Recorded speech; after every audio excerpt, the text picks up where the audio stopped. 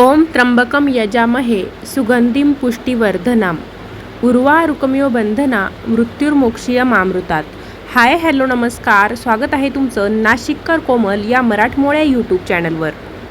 कालपासून नुकतीच अधिक मासाला अर्थात धोंड्याच्या महिन्याला सुरुवात झालेली आहे. 17 मे ते 15 जून 2026 पर्यंत हा अधिक मास असणार आहे. या अधिक मासामध्ये कोणतेही शुभ कार्य केले जात नाही, जसं की लग्न कार्य असेल, साखरपुडा असेल किंवा मग इतर जी शुभ कार्य असतात वास्तुशांतीसारखी, ती कोणतीही शुभ कार्य अधिक मासात करत नसली तरीही हा जो अधिक मास आहे तो धार्मिकदृष्ट्या खूप महत्त्वाचा आहे. अधिक मासात आपण ज्या काही सेवा करतो, उपासना करतो, त्याचं दुप्पट फळ आपल्याला मिळतं. अधिक मासामध्ये दीपदानाचं देखील खूप महत्त्व आहे.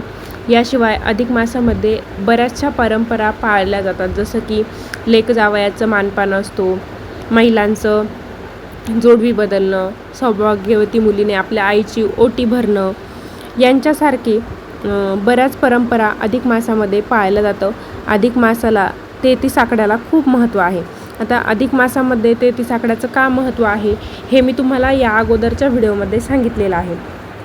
महत्त्वाची गोष्ट म्हणजे अधिक मासामध्ये पितरांच्या देखील सेवा केल्या जातात. तर अधिक मासात पितरांच्या कोणत्या सेवा करायच्या की ज्यामुळे पितृदोष निवारण होईल, तेच मी तुम्हाला आत्ताच्या व्हिडिओमध्ये सांगणार आहे. त्यासाठी तुम्ही व्हिडिओ बघत असताना कमेंटमध्ये मातृदेवो भव पितृदेवो भव असं लिहायला विसरू नका. व्हिडिओ संपूर्ण बघा. चला तर मग आजच्या व्हिडिओला सुरुवात करूया. अधिक मासामध्ये कोणतेही श्राद्धविधी केले जात नाही. अधिक मासात पितरांच्या आशीर्वादासाठी श्राद्धविधी वर्ज्य मानला जातो, परंतु पितरांच्या आत्मेच्या शांतीसाठी आपण पितरांच्या काही सेवा तर नक्कीच करू शकतो. त्यांचं नामस्मरण करू शकतो, जेणेकरून आपल्याला जर काही पितृदोष असेल, पितृदोष सांगितलेला असेल तर तो दूर होईल. बघा, बऱ्याचदा असं होतं की आपलं काही सर्व सुरळीत चाललेलं असतं, आपल्याकडे पैसा येतो पण आपल्याला सुख पडत नाही, पैसा घरात टिकत नाही, कोणतंही काम मार्गी लागत नाही. अशा वेळेस काय होतं की कधी कधी आपण बाहेर जाऊन बघतो की असं का होतं, तर आपल्याला सांगतं की तुम्हाला पितृदोष लागलेला आहे.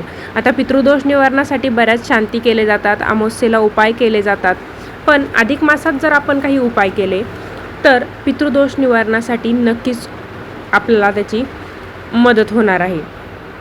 तर आता पहिला उपाय असा आहे, अधिक मासामध्ये आपण भगवद्गीतेचं पारायण करायचं आहे. अधिक मास आपण जेवढ्या काही सेवा करतो धार्मिक, त्या आपल्याला लवकर फळ मिळून देतात. मग पहिली सेवा आपण पितृदोष निवारणासाठी करू शकतो ती म्हणजे भगवद्गीतेचं पारायण. आता पूर्ण पारायण करायचं का किंवा पारायण कसं करायचं भगवद्गीतेचं ते मी सांगते. तर काय करायचं, अधिक मासात रोज भगवद्गीतेमधील जो 15वा अध्याय आहे, ज्यामध्ये पुरुषोत्तम योग सांगितलेला आहे, त्या 15व्या अध्यायाचं पठण आपण दररोज करायचं आहे. टाईम फिक्स करून घ्यायचा, सकाळचा किंवा संध्याकाळचा. घरात कोणत्याही एका व्यक्तीनं हे 15व्या अध्यायाचं पठण केलं तरीही चालेल, बाकीच्यांनी श्रवण करण्यासाठी तिथे बसायचं आहे. आता स्त्रिया जर हे पारायण करणार असाल तर मासिक पाळीचे 4-5 दिवस सोडून द्यायचे, बाकी मग तुम्ही दररोज भगवद्गीतेच्या 15व्या अध्यायाचं पठण करू शकतो. यामुळे काय होतं, पितरांना सद्गती मिळते. त्यानंतर दुसरी गोष्ट म्हणजे आपण पितरांच्या नावाने दानधर्म करू शकतात.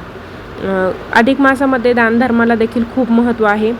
गरीब व्यक्ती किंवा गरजू व्यक्ती असेल त्यांना अन्न, वस्त्र किंवा इतर काही ज्या गरजेच्या वस्तू असतील त्या तुम्ही नक्कीच दान करायच्या आहेत. अधिक मासामध्ये पिंपळाच्या झाडाला दररोज पाणी अर्पण करायचं, थोडेसे काळे तीळ अर्पण करायचे आहेत आणि ओम पितृभ्य नमः, ओम पितृभ्य नमः या मंत्राचा 108 वेळेस जप करायचा आहे.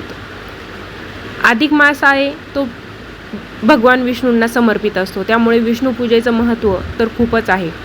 या महिन्याचे अधिपती भगवान विष्णू आहेत. विष्णू सहस्रनाम, त्याचबरोबर नारायण मंत्र जो आहे किंवा मग ओम नमो भगवते वासुदेवाय या मंत्राचा जप जर तुम्ही दररोज केला, भगवान विष्णूंची दररोज सेवा केली तर त्यामुळे देखील पितरांना तृप्ती लागते. आता पुढची सेवा एक अशी आहे, समजा जो श्राद्ध करता असतो म्हणजे ज्याचे आई किंवा वडील हयात नाही अशी व्यक्ती, आता समजा तुमचे वडील असतील, मग तुमचे आजोबा गेलेले आहेत, आजी गेलेले आहे, म्हणजे जो श्राद्ध करता असतो, जी व्यक्ती श्राद्ध घालणार असेल त्याला श्राद्ध करता आपण म्हणतो.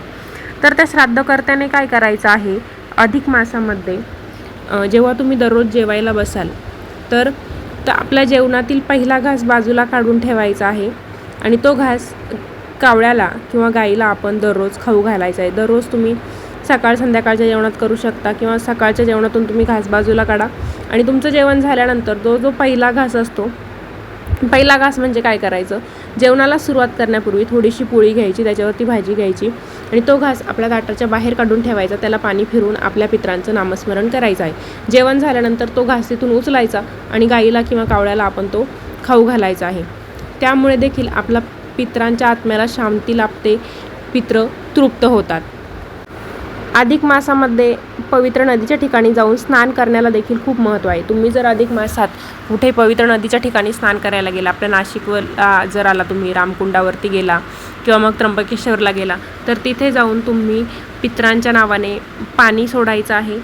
पितरांचं तिथे जाऊन नामस्मरण करायचं आहे आणि पितरांच्या नावाने आपल्याला दिवा देखील त्या पाण्यावरती सोडायचा आहे आणि पितरांकडे प्रार्थना करायची आहे की माझ्या कुटुंबाला सुखात ठेव, कसलीही कमी पडू देऊ नको, मी तुमची कायम सेवा करेन.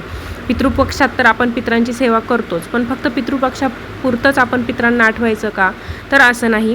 त्यामुळे देखील आपल्याला पितृदोष लागतो. आपण काय करतो, बरेच जण आपण फक्त पितृपक्षात जी तिथी असते तेव्हा पितरांना जेवू घालतो, पण इतर वेळेस पितरांचं नामस्मरणही करत नाही.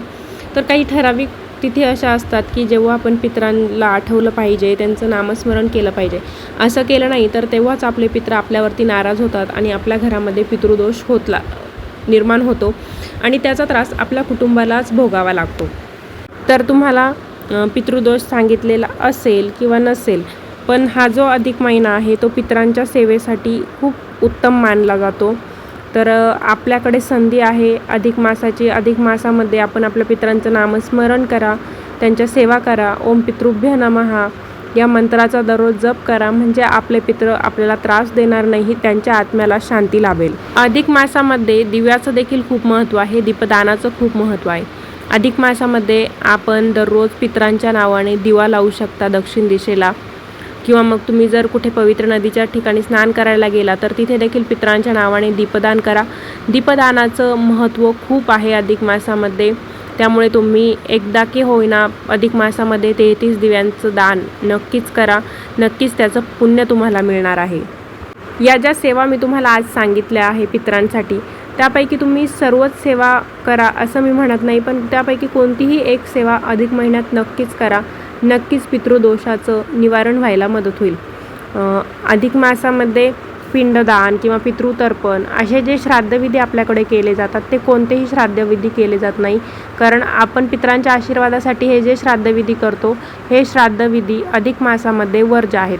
पण मात्र पितरांच्या आत्म्याच्या शांतीसाठी आपण दान, पूजा, नामस्मरण किंवा भगवद्गीतेचं पारायण असेल, विष्णुपूजा असेल, कावळ्याला घास देणं असेल, यांच्यासारख्या सेवा नक्कीच करू शकतो. या सेवांमुळे आपले पित्र प्रसन्न व्हायला नक्कीच मदत होणार आहे. तर असा होता आजचा व्हिडिओ. आजच्या व्हिडिओमध्ये आपण अधिक मासामध्ये पितरांच्या शांतीसाठी किंवा पितृदोष निवारणासाठी कोणत्या सेवा करू शकतो याबद्दलची माहिती जाणून घेतलेली आहे. आपले पित्र जर प्रसन्न असतील तर आपलं कुटुंब देखील प्रसन्न राहतं आणि आपल्यावरती कोणताही दोष राहत नाही. म्हणून अधिक मासामध्ये आपल्याला पितृदोष सांगितलेला असो किंवा नसो, पण पितरांसाठी काही सेवा आपण नक्कीच केल्या पाहिजे. या सेवा ज्या आहे त्या अत्यंत प्रभावी आहे, ज्यामुळे पित्र नक्कीच प्रसन्न होतील. व्हिडिओ आवडला असेल तर व्हिडिओ लाईक करा, शेअर करा. अजून आपल्या चॅनलला सबस्क्राईब केलं नसेल तर धार्मिक, आध्यात्मिक तसेच सणावारांचे व्हिडिओ बघण्यासाठी नाशिककर कोमल या मराठमोळ्या यूट्यूब चॅनलला सबस्क्राईब करा. पुन्हा भेटूया अशाच एका नवीन व्हिडिओसोबत. धन्यवाद.